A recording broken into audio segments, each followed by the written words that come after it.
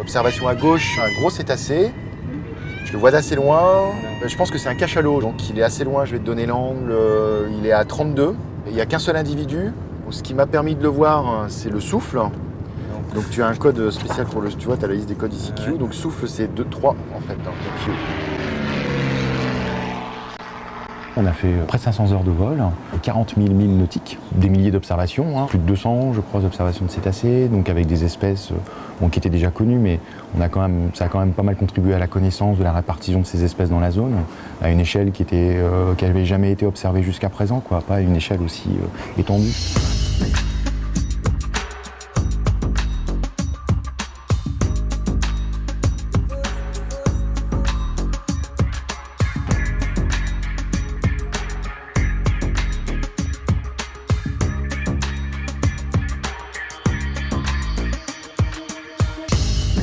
La France, deuxième espace maritime mondial, a une responsabilité particulière en matière de connaissance et protection de l'environnement.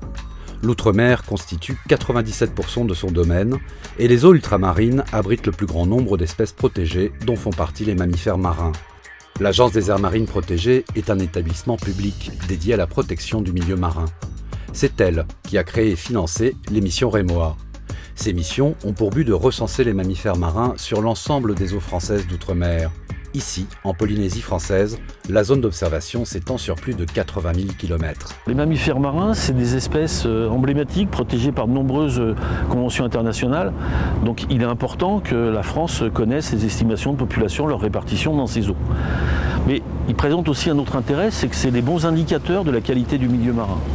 Placés en haut de la chaîne alimentaire, la modification des populations va traduire des modifications d'écosystèmes. Observer les mammifères marins, c'est une façon d'avoir une idée de l'évolution de l'écosystème sur des zones très vastes et jusqu'ici très peu connues. La nouveauté de Rémois, c'est plutôt l'ampleur des zones couvertes. Couvrir des zones qui dépassent le 1 million de kilomètres carrés, en bateau, ça va prendre des années. Et donc on n'est pas dans ce que permet une observation aérienne, à savoir une image instantanée, globale, sur une très vaste zone. Première étape, Raiatea. Dans les îles de la Société, une quinzaine d'observateurs achèvent leur formation. Leur mission, 110 jours d'observation aérienne pour identifier sans se tromper la faune pélagique. Moi je suis passionnée par les mammifères marins depuis toute petite. Donc j'ai fait déjà pas mal de terrain, j'ai travaillé en Méditerranée, j'ai travaillé au Canada. En fait je fais une thèse à Stockholm, donc assez loin en Suède, en génétique des populations sur les baleines. I work for this mission here in the Western Indian Ocean. Jamais il y avait un programme aussi ambitieux qui couvre un endroit si large, si immense. C'est pas mal d'avoir une image un petit peu à un temps zéro. Là, on va avoir une bonne photo de ce qui se passe dans la zone de Polynésie. Et si on recommence dans 5 ou 10 ans, voir un petit peu l'évolution qu'on pourra noter au niveau de la présence des animaux, au niveau de leur nombre, tout ça. Les observateurs, là, vont me donner maintenant leurs conditions d'observation. Donc je vous écoute pour l'état de la mer, la turbidité et l'éblouissement. L'année dernière, ce qu'on faisait, c'est que c'est souvent le navigateur ou celui qui est en pause à côté qui va prendre les photos et qui va les prendre à partir des fenêtres des pilotes. Parce qu'eux, ils ont des petites fenêtres tempête qui peuvent s'ouvrir et donc on peut sortir l'objectif et à ce moment-là faire les photos. Les observateurs sont en place dans leur globule et le navigateur est chargé de rentrer toutes les observations annoncées par les observateurs. Observation à droite, j'ai un Falep dans la bande. Ok. Ce sont des bimoteurs qui ont une autonomie assez importante, qui peuvent nous emmener très loin au large. Comme on va aussi très loin au large, voilà, le risque zéro n'est pas là, n'existe pas, évidemment, même s'il est très limité, il n'existe pas. Même si tu es tout seul, que tu n'as pas de canot, que tu dérives énormément par rapport au point d'impact de l'avion, on saura où tu es à 50 mètres près. Donc voilà, la problématique qu'on a, nous, c'est tu es sûr qu'on viendra te chercher, tu es sûr qu'on saura où tu es, c'est juste que ça va prendre du temps. On va décoller face au nord, c'est là que c'est dégagé. On va descendre directement à 600 pieds, se mettre en effort à 90 nœuds, et puis cap sur Fatouloukou, on fera un peu d'observation autour du rocher à ce moment-là.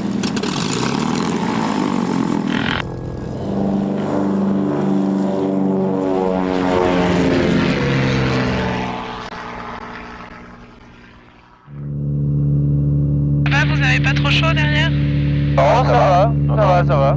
L'air, c'est pas désagréable. Longe la côte d'Ibaoa pour remonter vers le nord, vers Patooko. Ok. J'ai 2 gigis en dehors de la bande. Observation à droite 2 fois. J'ai une dizaine de sulsules et une dizaine à droite 3 fois.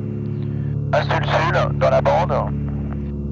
Une dizaine de nodis et 2 gigis dans la bande. On tourne un peu. Ouais, là je mets le cap direct sur le C610 end. D'accord. Ah, ils sont à gauche là. Ouais, on est dessus. Ah, il y en a partout à gauche encore. Oh là là, ouais. Recapture. Ah, wow, génial, j'ai 2, 3, 4.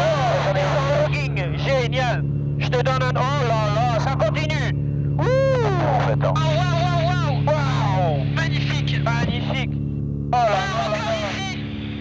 Oh là là, c'est énorme. Là, j'ai un petit peu là. Magnifique. On va refaire un passage. Ah, ok, on va refaire un circle back, Guillaume. On est reparti. Je te donne un angle quand même. Ouais, vas-y, je t'écoute. 61. Ok.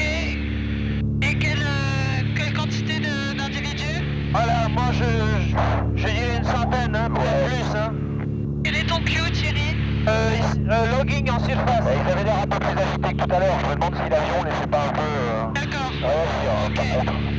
L'originalité de cette campagne rémois repose sur l'échange permanent que les scientifiques ont instauré avec les populations locales.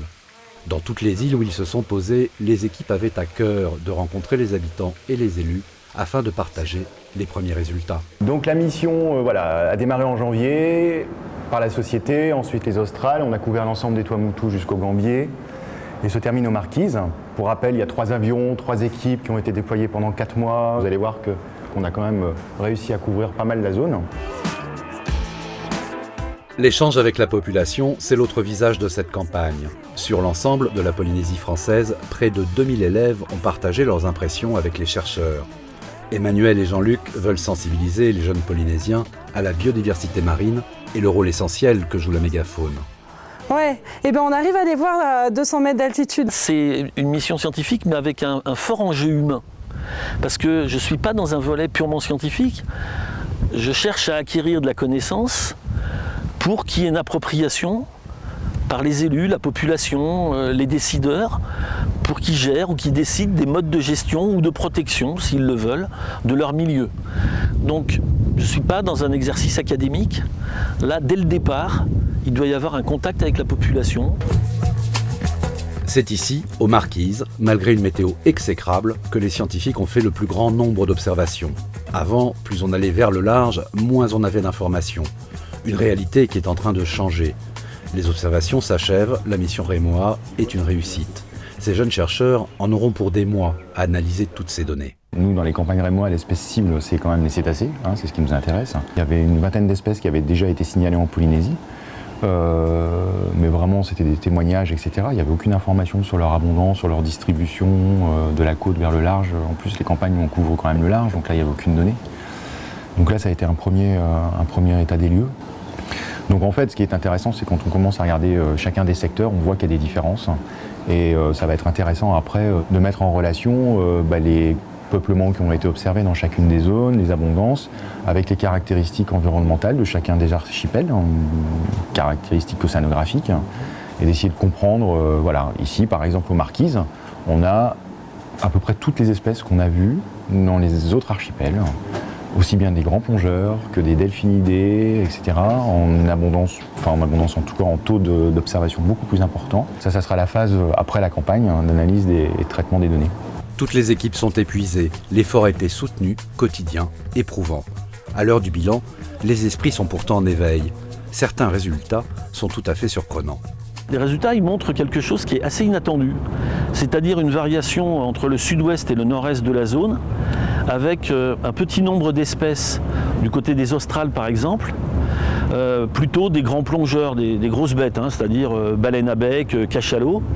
Et ensuite, quand on va monter vers les Marquises, on va trouver d'abord beaucoup plus d'observations, 5 fois plus d'observations.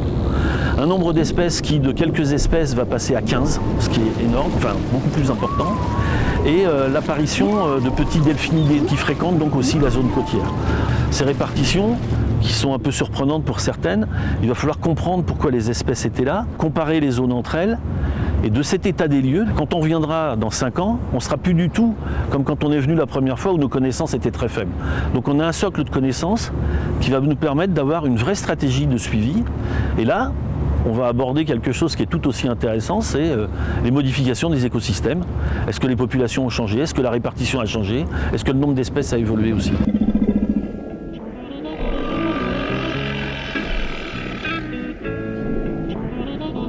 Cette campagne Remoa constitue désormais une véritable base de données scientifiques au service de la gestion de cet espace maritime exceptionnel.